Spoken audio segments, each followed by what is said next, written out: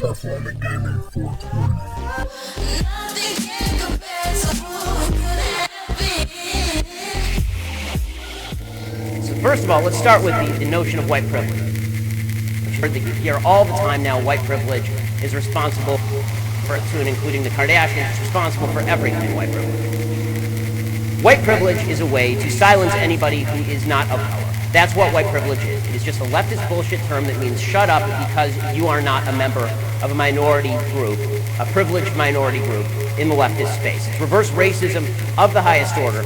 You're basically saying to white people who aren't racist, and you can't find any proof of their racism, that they must be racist because they're white. That is called racism. If you are accusing somebody of something simply because of the color of their skin without any evidence, that's called racism, gang. But you don't have to trust me. Let's go through what other people say the definition of white privilege is. You know, folks on the left, what do they say that white privilege is? Well, here's the definition of white privilege from the Southern Poverty Law Center. There's a book that I'm sure was a massive bestseller in its day called White Anti-Racist Activism, A Personal Roadmap. And the only person who bought it was the author, Jennifer Holliday's mother. But apparently, her mother works at the Southern Poverty Law Center because here is the definition of white privilege that they quote over at the SPLC. For people who don't know, the SPLC is an extraordinarily far-left organization that pushes the notion that basically anybody who is conservative and on the right side of the aisle must be a member of a hate group. So here is their definition of white privilege. Quote, white skin privilege is not something that white people necessarily do, create, or enjoy on purpose. Unlike the more overt individual and institutional manifestations of racism, white skin privilege is a transparent preference for whiteness that saturates our society. White skin privilege serves several functions. First, it provides white people with perks that we do not earn and that people of color do not enjoy. Second, it creates real advantages for us. White people are immune to a lot of challenges. And finally, white privilege shapes the world in which we live, the way we navigate and interact with one another and with the world. And when my daughter spits out, she's 22 months old, when she spits out, it sounds like this. So let's talk about the perks. Let's talk about the perks that white privilege supposedly confers upon you. So she says, the author here, she says that perks that are conferred upon you by white privilege include things like when you go to the grocery store and you get a Band-Aid, the Band-Aid is your skin tone. Seriously, is what she says.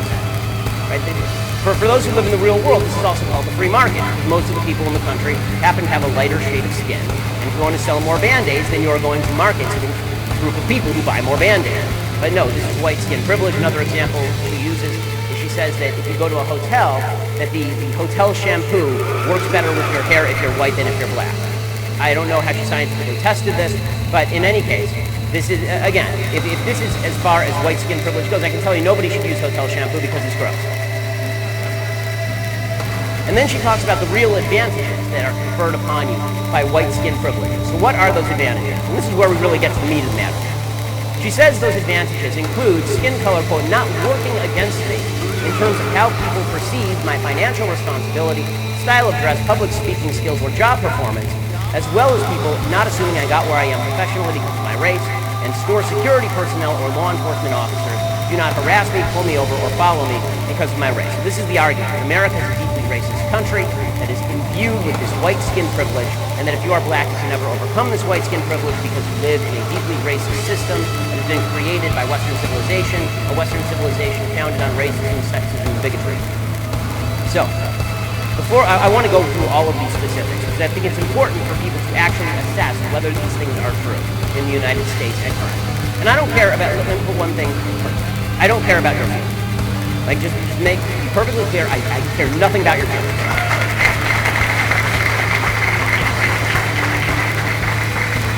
I don't want to hear about your feelings. I don't want to hear about your subjective emotions. I don't want to hear about your heart cries out. I don't care. You're not my wife. You're not my kid. I don't give a damn. Okay, so that being the case, let's actually talk about what is provable and what is not provable, and what accusations have been leveraged, and which ones are actually supported. Okay, first of all, statistical disparity does not necessarily mean discrimination. This is the first thing you need to know. Okay, anybody who's ever been in a statistics class knows that this is true. Right? If they still teach statistics, and it's not so much the microaggression. So, statistical disparity does not always mean discrimination. Right? The vast majority of people who play in the NBA are black. Very few of them are 5'9" Jews. right? That is not because there is some sort of anti-Semitic conspiracy to keep 5'9" Jews out of the National Basketball Association. I mean, I can't complain that I don't play for the Los Angeles Lakers, right? Because the reality is that in America, it tends to be general principle meritocracy rules. That's true from the NBA to the halls of academia, and it is certainly true on college campuses. Okay, so let's go through some of the accusations that have been made about white skin privilege. So financial responsibility, right? So this particular author, she said that one of the things that works against you if you're black in the United States is how people perceive your financial responsibility. Okay, first thing to say here, capitalism is colorblind. The only color that capitalism cares about is green. Okay, capitalism seriously doesn't care about your color, it doesn't care about your race, it doesn't care about your sexuality. In fact, capitalism is the single best way to overcome racism and sexism and bigotry and homophobia, because if you decide to be any of these things, if you decide to be a racist, sexist, bigot, homophobe, the guy next door will not, and he will take all of that money from you. You will be outcompeted. This is the beautiful thing about capitalism. Your advantage in the marketplace is catering to as many clients as possible and to hiring the best people possible. But the usual statistics that are thrown out are statistics about, for example, lenders systematically discriminating against qualified black borrowers. The truth is that if banks routinely did this, they would go bankrupt, of course, because there would be other banks that came in and spend money on black borrowers, and those people would pay back their loans, and these banks would be able to make a mint off of all of this. In fact, it turns out that according to a University of Iowa sociologist named Sarah Harkness, she did a study just last year, it turns out that lenders actually discriminate against black males and white women for some reason. Or they don't discriminate at all, right? Because her statistical size was not big enough. But what she came up with was that black women were lent to at the same rate as white men in her experiment, which just doesn't make any sense. So you have to start thinking, is this something that we ought to take seriously or something that we ought to take with a grain of salt? But I will tell you one area in which there was discrimination, and that is the widespread perception that black people were not getting loans led the federal government to create a subprime lending program specifically designated to get people of minority ethnic status into homes they could not afford with bad credit. Okay, if it had all been lending discrimination, you would have assumed that Fannie Mae and Freddie Mac would have been fine. There would have never been a subprime mortgage crisis. In 1995, President Clinton's Housing and Urban Development Department agreed to let Fannie and Freddie get affordable housing credit for buying subprime securities, particularly with regard to low-income borrowers. So white privilege in the United States extends to the fact that if you are not a member of the white privileged class, you have a better shot of getting subsidized loans from the federal government. And by the way, there are laws on the books in the United States that if you can prove discrimination in lending, you can sue the hell out of these banks. And in fact, banks have had to settle based on historic discrimination. Nothing I'm saying here says discrimination has never existed in American history. That would be stupid and afactual. But to suggest that it is a continuing factor in American life that is putting people under the boot of the white establishment is just factually nonsense. Okay, style of dress. Talk about white privilege with regard to style of dress.